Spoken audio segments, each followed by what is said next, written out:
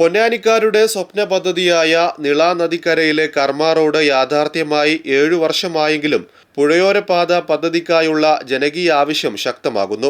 Ponnani phishing ഹാർബറിൽ നിന്ന് തുടങ്ങി ചമ്രവട്ടം കടവിൽ അവസാനിക്കുന്ന 7 കിലോമീറ്ററോളം ദൈർഘ്യമുള്ളതാണ് ഭാരത പുഴയോര പാതയായ കർമ്മ റോഡ്. വിനോദസഞ്ചാര മേഖലയ്ക്ക് കൂടുതൽ ഉണർവേകാൻ ചമ്രവട്ടം കടവിൽ നിന്ന് 1.5 കിലോമീറ്റർ നീളത്തിൽ ഭാരത പുഴയോരത്തുകൂടി നരിപ്പറമ്പിലെ ചമ്രവട്ടം പാലവുമായി ബന്ധിപ്പിക്കുന്ന പുഴയോര പാത വേണമെന്നാണ് ഉയരുന്ന ആവശ്യം.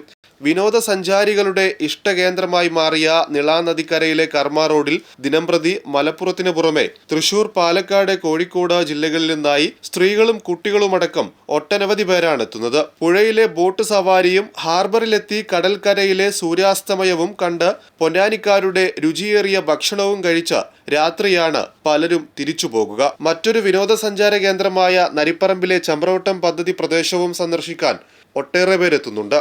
കർമ്മ റോഡും ചമ്രവട്ടം റെഗുലേറ്റർ കം ബ്രിഡ്ജ് പദ്ധതി പ്രദേശവും എളുപ്പമാർഗത്തിൽ പരസ്പരം ബന്ധിപ്പിക്കുന്നത് കൂടുതൽ പേരെ ഇവിടേക്ക് ആകർഷിക്കും. അതിനായി ഫിഷിംഗ് ഹാർബറിൽ നിന്ന് തുടങ്ങി കർമ്മ റോഡ് അവസാനിക്കുന്ന ചമ്രവട്ടം കടവിൽ നിന്ന് ഭാരത പുഴയോരത്തുകൂടി നരിപ്പറമ്പിലെ ചമ്രവട്ടം പാലത്തിലേക്ക് 1.5 കിലോമീറ്റർ നീളത്തിൽ പുഴയോര പാത നിർമ്മിക്കണമെന്നാണ് ആവശ്യമുയർന്നിട്ടുള്ളത്.